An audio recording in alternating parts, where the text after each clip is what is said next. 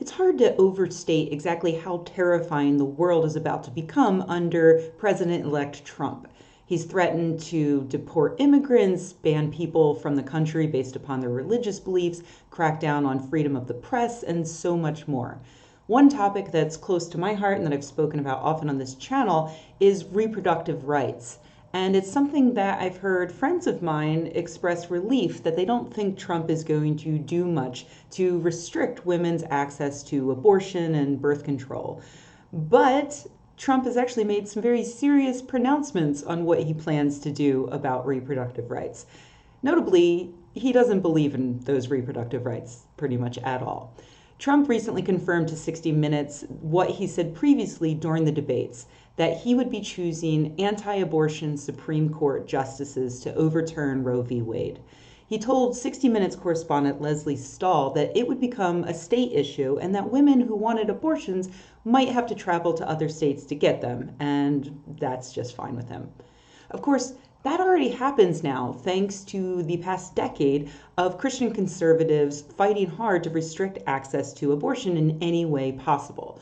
The full-on overturning of Roe v. Wade has long been their goal, and they are getting closer. With the Republicans having successfully blocked Obama from appointing a Supreme Court judge thus far, Trump will most likely have the opportunity to make the bench more conservative by at least one. Maybe more, depending on who on the current bench is closest to death and or is just getting sick of this shit. But does that mean an automatic reversal of Roe v. Wade? As Trump said exactly that during the third debate. Well, let's remember that our future president of the United States of America has absolutely no idea how a bill even becomes a law or what that whole First Amendment thing is all about. So he probably heard Roe v. Wade, figured it was about the Supreme Court, and figured the Supreme Court was his now, so he could just wave goodbye to Roe v. Wade. Luckily, it doesn't work that way. Though appointing an anti-choice conservative Christian to the bench would fuck things up for those of us who are interested in women's rights and whatnot. It would give anti-choicers a 5-4 majority, which means that if a case were to come up to challenge Roe v. Wade, there is a plausible chance that it would succeed. But the good news is that there is no case currently in the pipeline for that.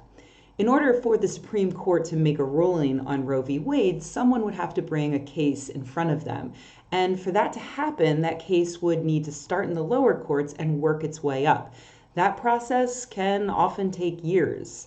So in the meanwhile, Christian conservatives will probably be pushing for those cases to get there. And they'll do that by continuing to try to pass laws that unconstitutionally limit women's access to abortion. Like fetal pain laws, which I've previously explained on this channel, have no scientific basis at all, or those ridiculous laws forcing abortion providers to have hospital admitting privileges, which has no logical basis, or laws requiring doctors to lie to their patients by telling them that abortions can be reversed, or that abortions increase their chance of depression or breast cancer, all of which are untrue.